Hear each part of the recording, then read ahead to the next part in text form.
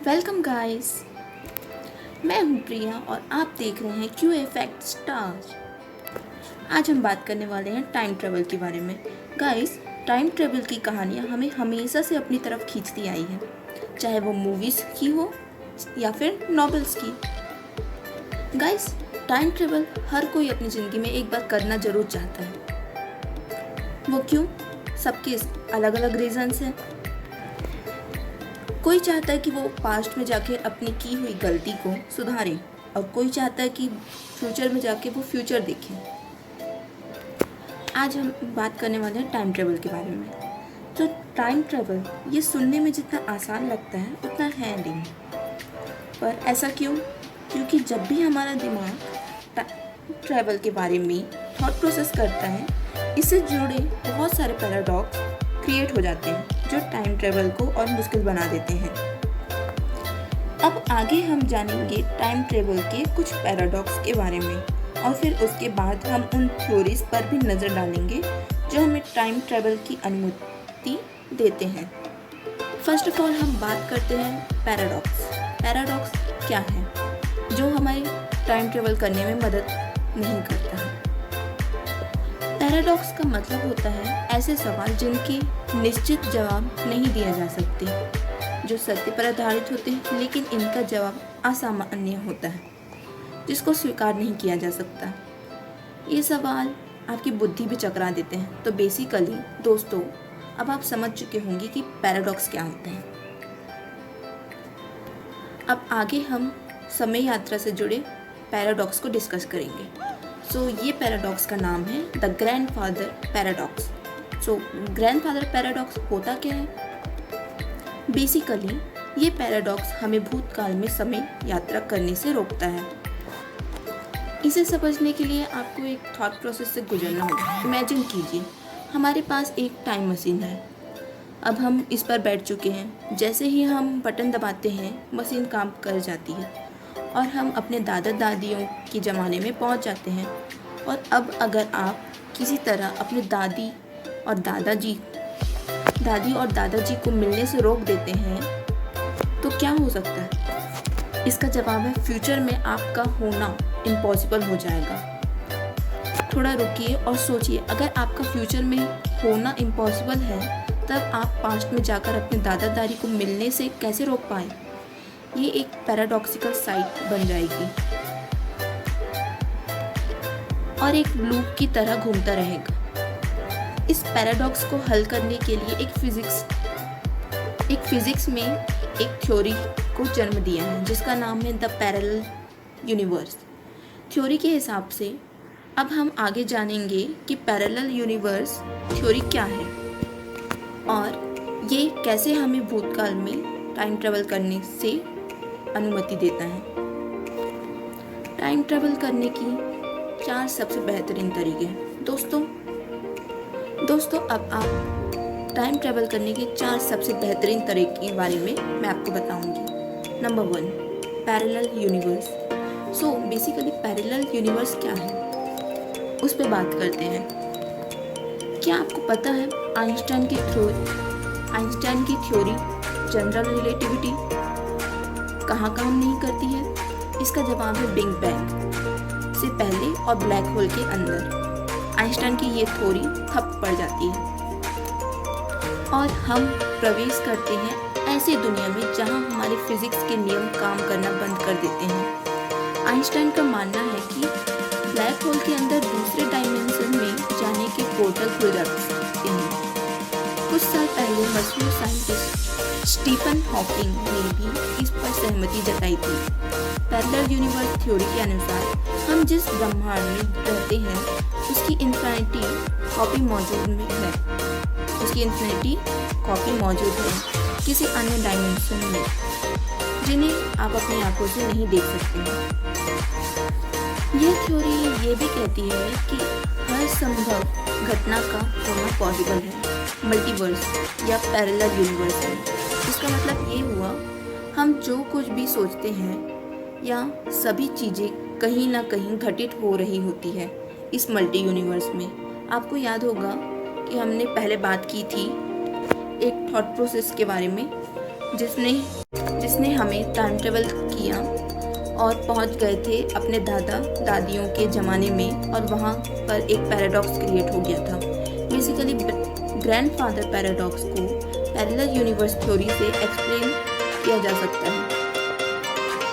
अब जब हम अपने दादा दादी को मिलने से रोक देंगे, तब उससे एक अल्टरनेटिव टाइमलाइन क्रिएट होगी जो हमारे वास्तविक टाइमलाइन से बिल्कुल अलग होगी।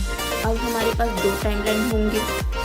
एक टाइमलाइन वो जिसमें हम टाइम ट्रेवल करके पास्ट में गए और दादा दादी को मिलने से रोक दिया था, और दूसरा टाइमलाइन वो जिसमें हमारे दादा दादी मिले थे। बेसिकली पैरेलल यूनिवर्स हमें अपॉर्चुनिटी देता है समय में पीछे यात्रा करने का।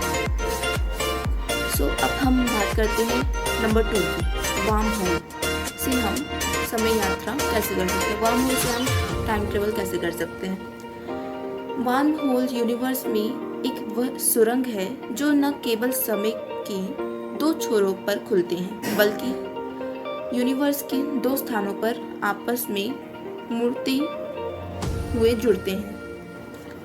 आइंस्टाइन के द्वारा दिए गए स्पेस टाइम इक्वेशन के सैकड़ों ऐसे हल खोजे जा चुके हैं जो वार्म होल की कल्पना करते हैं। साइंटिस्ट का मानना है कि अगर हम इन हॉल में प्रवेश कर जाएं, तब टाइम में आगे या पीछे आ जा सकते हैं। दोस्तों, वार्म होल यूनिवर्स में हर जगह मौजूद है, यहाँ तक हमारे आसपास भी है। सबसे बड़ी प्रॉब्लम ये है कि हम इन्हें देख नहीं सकते। पर क्यों? क्योंकि ये आकार में बहुत ही छोटे होते हैं और ये गड्ढा जैसे होते हैं। ये गड्ढा होते हैं जो भविष्य और भूतकाल को जोड़ने का काम करते हैं। वार्म होल बनते कैसे हैं उसके बारे में डिस्कस करते हैं। वार्म होल को मैथमेटिक्स के इक्वेशन से समझाना बहुत ही मुश्किल है। अगर आसान भाषा में समझा तो वार्म होल स्पेस टाइम के कर्वेचर से बनते हैं, यानी क्वांटम लेवल पर जब समय क्रिएट हो रहा होता है, उसी दौरान वार्म होल का जन्म होता है। चलिए इसे दूसरे तरीके से समझते हैं। आपको पता होगा हमारी दुनिया में 3 डायमेंशनल है। हमारी दुनिया 3D है, मतलब 3 आयाम लंबाई, चौड़ी और ऊंचाई से मिलकर बनी हुई है। इन डायमेंशन में हम अपनी पूरी दुनिया का अनुभव कर लेते हैं। सब कुछ इतना रियल होता है कि हमारे सोच भी नहीं सकते। इन 3 डायमेंशनल के अलावा 4 डायमेंशनल भी एग्जिस्ट करता है, जिसे हम केवल मैथमेटिक्स के इक्वेशन में अनुभव कर पाते हैं। पिछले 2 दशकों से साइंटिस्ट इस चौथे डायमेंशनल का अध्ययन करते आ रहे हैं। मोटे तौर पर आप ये मान सकते हैं ये चौथा आयाम टाइम है। अब आप सोच रहे होंगे मैं आपसे 4th डायमेंशन की बात क्यों कर रही हूँ, लेकिन दोस्तों ये 4th डायमेंशन ही हमें वार्म होल का कॉन्सेप्ट समझा सकता है। इस 3D दुनिया में हर वस्तु अपने शेप में दिखाई देती है, लेकिन जब हम उन्हें जूम करके देखते हैं तब उसमें छोटे छोटे गड्ढे दिखाई देते हैं। अब ये नियम 4th डायमेंशनल पर भी लागू होता है। समय भी कई सूक्ष्म गड्ढे से भरा हुआ है। मतलब आप ये कह सकते हैं कि टाइम में भी कई गड्ढे होते हैं।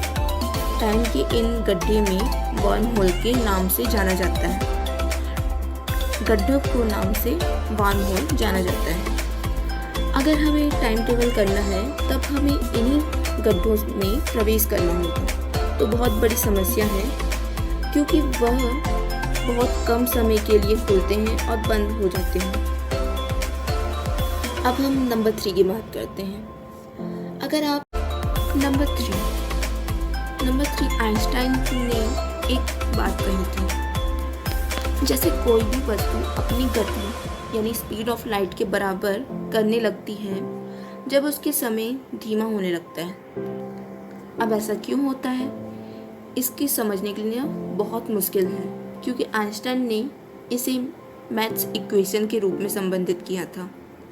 आइंस्टाइन के हिसाब से समय की गति हर स्थिति में एक जैसी नहीं हो सकती। स्पेस और टाइम एक दूसरे से जुड़े हुए हैं। यूनिवर्स में पहले एस्ट्रोनॉमिकल ऑब्जेक्ट से समय की चाल कम या ज़्यादा होती रहती है। यूनिवर्स में समय अलग अलग जगहों पर अलग अलग गति से समय चल रहा होता है। यानी पृथ्वी पर बिताया गया एक सेकंड मंगल पर बिताए गए एक सेकंड के बराबर नहीं हो सकता है। अब अगर हमें समय यात्रा करनी है तो हमें स्पीड ऑफ लाइट हासिल करनी होगी। आज की टेक्नोलॉजी इस काबिल तो नहीं है, मे बी हो सकती है भविष्य में ये पॉसिबल हो जाए कि हम लाइट की स्पीड से ट्रैवल कर पाएँ। अगर हम लाइट की स्पीड से ट्रैवल कर पाएंगे तो हम फ्यूचर में भी जा सकेंगे। नंबर 4 के बारे में बात करते हैं। अगर हम ब्लैक होल से टाइम ट्रेवल करें तो अगर आपने इंटरस्टेलर मूवी देखी होगी तो उस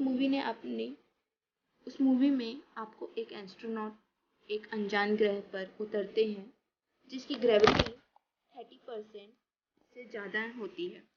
पृथ्वी के मुकाबले सांस ये ग्रह ऑर्बिट पर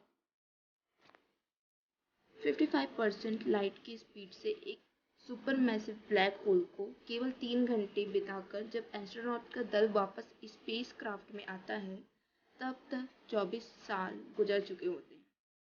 ये कोई साइंस फिक्शन की कल्पना नहीं थी, बल्कि रियल के कैलकुलेशन को इम्प्लीमेंट किया गया था।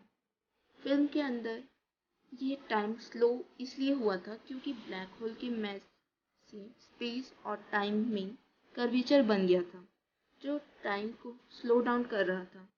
एक बात तो तय है, अगर हमें ब्लैक होल से समय यात्रा करना है तो हमें ब्लैक होल के पास कुछ समय गुजारना होगा। ये बहुत ही मुश्किल काम है क्योंकि ब्लैक होल की ग्रेविटी हमें नष्ट कर देगी। फिलहाल तो समय यात्रा की सभी कल्पनाएं बस कल्पनाएं मात्र हैं, हो सकती हैं।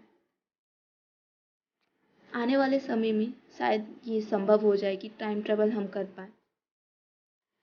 तो फ्रेंड्स, आपको ये वीडियो कैसा लगा हमें ज़रूर बताइएगा। Thank you guys for seeing this video. अगर आप चैनल पर नए हैं तो सब्सक्राइब करना मत भूलिएगा और वीडियो पसंद आया तो लाइक कर दीजिएगा। मिलते हैं नेक्स्ट वीडियो में, तब तक के लिए बाय बाय।